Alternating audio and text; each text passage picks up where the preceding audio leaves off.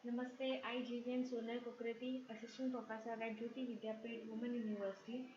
Today I want to discuss with the topic of chromatography. This topic will help you for the BMLT course and students under the subject of biochemical and biophysical technique theory. Before I start my topic, first of all, Namaste to all students and Khush Rahe Betiya. So let begin my topic, chromatography. Chromatography, it is basically a laboratory technique used for the separation of a mixture.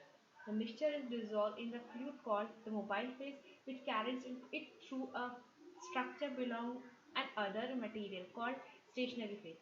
The various constituents of the mixture travel at different speed, causing them to separate. The separation is based on the different partitioning between the mobile phase and the stationary phase.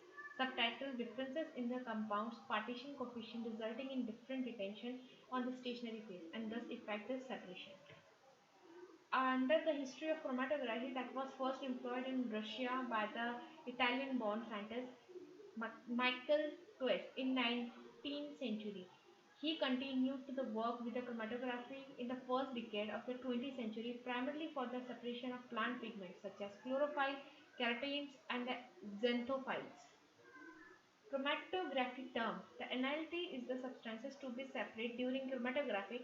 It is also normally what it is needed for the mixture. Analytical chromatography is used to determine the existence and the possibly also the concentration of analytes in the sample.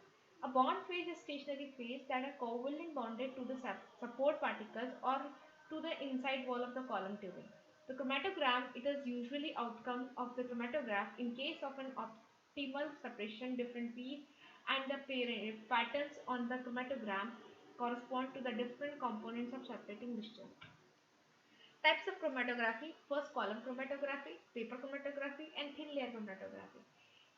Column chromatography it is a separation technique in which the stationary phase bed in within the tube. The particles of the solid stationary